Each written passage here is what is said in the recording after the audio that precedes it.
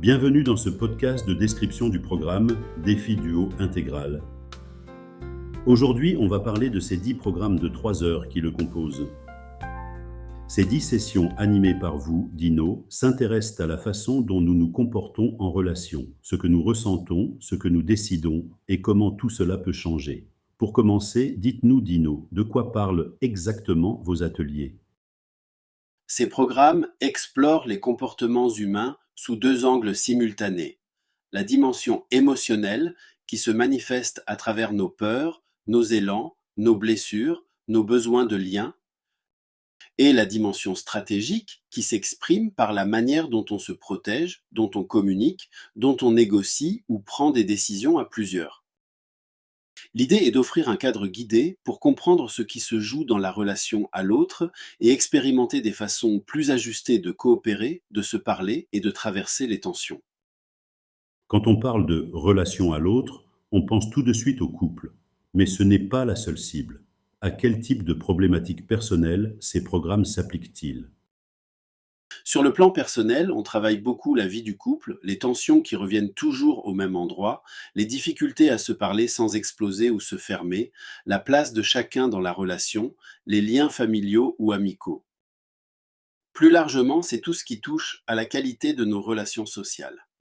Les ateliers servent à mettre à plat ce qui se rejoue, à mettre des mots sur les ressentis, mais aussi à tester concrètement d'autres manières de réagir, sans forcément s'engager d'emblée dans un processus de coaching et thérapie longue.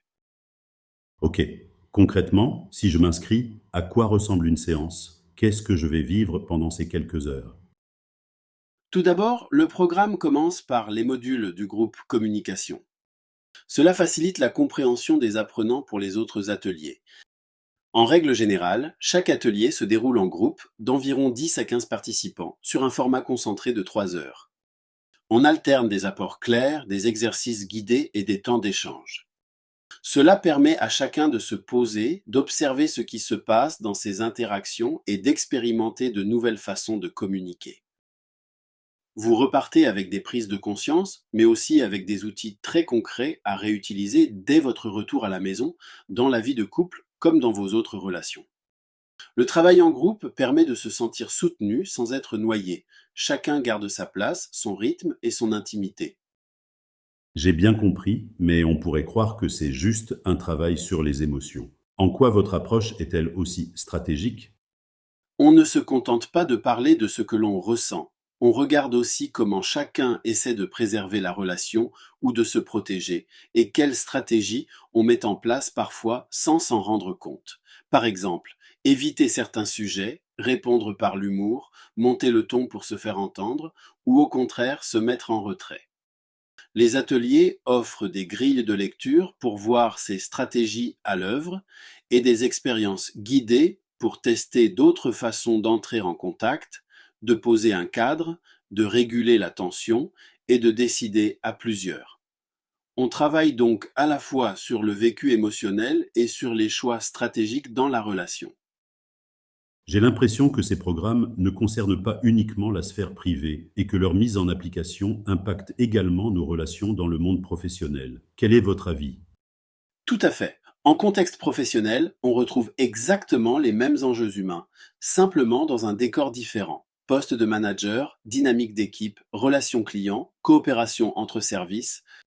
Les ateliers deviennent alors un terrain pour travailler la posture relationnelle, le leadership, la régulation des tensions, la façon de poser un cadre ou d'animer une décision collective.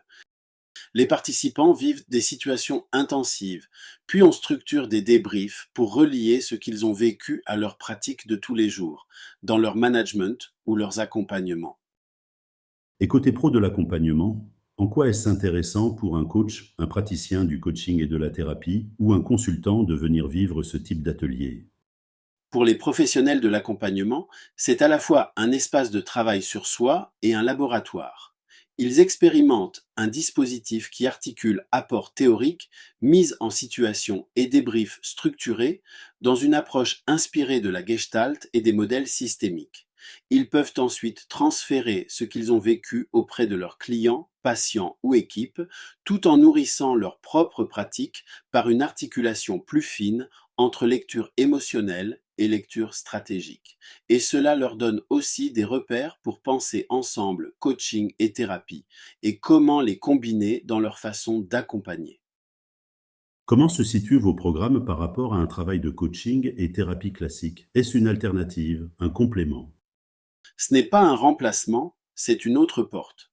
Les ateliers sont plus courts, plus concentrés, plus accessibles pour des personnes qui n'oseraient pas pousser la porte d'un dispositif de coaching et thérapie long. Ils peuvent être un premier pas, un complément ou un accélérateur d'un travail déjà engagé. En contexte professionnel, ils s'intègrent dans des parcours de développement des compétences interpersonnelles ou de prévention des risques psychosociaux, avec des références Calliope et des possibilités de financement au titre de la formation.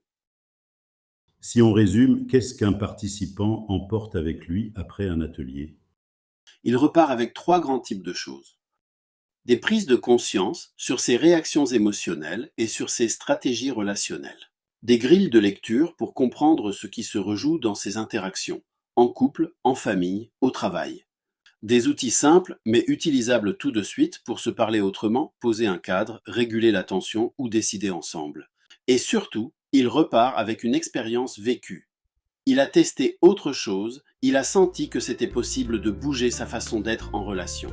C'est cette combinaison entre émotionnel et stratégique qui fait la force de ces programmes. Merci Dino pour cette plongée imprégnante dans vos ateliers. Si vous vous reconnaissez dans ces enjeux, que ce soit dans votre vie personnelle ou dans votre contexte professionnel, vous trouverez toutes les informations pratiques dans la description de cet épisode ou sur notre site defiduo.lenou.org.